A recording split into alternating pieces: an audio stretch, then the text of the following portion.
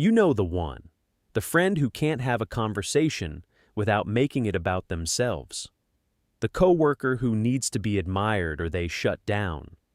The family member who can throw an entire room into chaos the moment they don't get their way. We call them narcissists. We use the word casually, like an insult, but the actual psychology behind it is stranger and more unsettling than most people realize.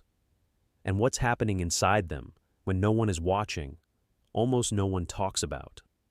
Let's start with what narcissism actually is, because most people get this wrong.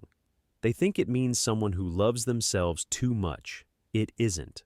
In 1971, a psychoanalyst named Heinz Kohut published a book called The Analysis of the Self. He proposed something that sounded backwards at the time. He said the narcissist doesn't love himself. He can't. The grandiose surface, the constant need for admiration, the obsession with being seen as special, none of it comes from real self-love. It comes from the opposite.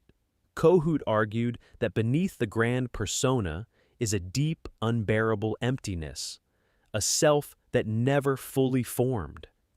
And the narcissist spends his entire life trying to fill that hole with external proof of his worth. If you've ever watched a narcissist closely, this explains almost everything. The competitiveness over things that don't matter, the crushing reaction to even mild criticism, the way they latch onto admirers and discard them the moment the admiration stops. They're not arrogant, they're starving. Then in 1975, Otto Kernberg went further. He described what is now called the pathological narcissist, someone whose entire personality is structured around protecting that emptiness from ever being seen, not by others, and especially not by themselves. Kernberg said the narcissist builds what he called a grandiose self, a perfect, special, untouchable identity that sits like a shield between him and the unbearable truth underneath. Every interaction is filtered through this shield. Every conversation, every relationship, every choice. This is the part most people miss. The narcissist isn't faking confidence. He genuinely believes the grandiose self is real. He has to believe it. Because if it cracks, even for a second, the emptiness underneath becomes visible. And to him, that emptiness feels like death. So how does someone become this way? For decades, researchers debated whether narcissism was genetic, environmental, or both. In 2015, a psychologist named Eddie Brummelman at the University of Amsterdam ran a study that gave the clearest answer yet.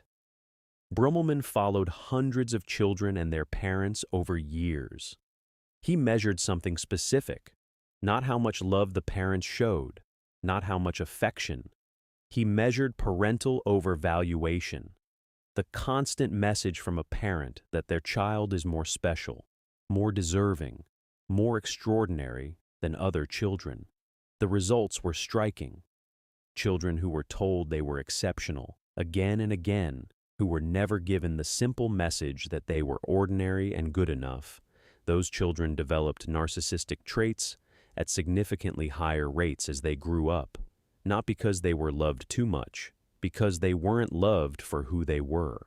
They were loved for being special, and when you're loved for being special, you have to keep being special forever, or the love disappears.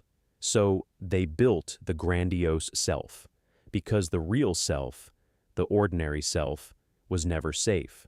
But there's a second piece. Other research has shown that the opposite extreme produces a similar result. Cold parents, critical parents, parents who only noticed the child when the child was impressive. The child learns the same lesson from the other direction. Be extraordinary, or be invisible. Either way, a small child looks at his options and decides, the real me isn't enough. I'll have to become someone else. This is the part almost no one understands. The narcissist isn't a villain who chose to become this way. He's a child who decided, somewhere around age 4 or 5, that being himself was too dangerous. So he became someone else, and he forgot slowly that there was ever a difference. By adulthood, the false self is the only self he knows. The original self, the small, ordinary one, is buried so deep he can't reach it anymore. That's why the narcissist can't really love anyone. Love requires being seen, and he can't be seen because there's no one inside to look at. It's why he can't take criticism. Criticism doesn't just hurt. It threatens the entire structure of who he is. It's why his relationships follow the same brutal pattern over and over. He finds someone who admires him. He devours their admiration. He grows bored or threatened. He discards them, and he starts again. He's not cruel. He's running on empty, and admiration is the only fuel he knows how to use. There's one last thing worth saying. The narcissist is suffering too, quietly, constantly. Most people don't see it because the suffering is hidden so well under the performance. But beneath the grandiose self is a person who never got to exist. And some part of him, small and distant and mostly silenced, still knows. If you've ever been close to a narcissist, this doesn't excuse what they did to you. It explains it. The damage is real. The damage isn't yours to carry. And the kindest thing you can do for yourself is to understand what you were actually dealing with and to walk away if you need to, without guilt. Because the truth is, you can't save a narcissist. You can't love them back into the real self they buried.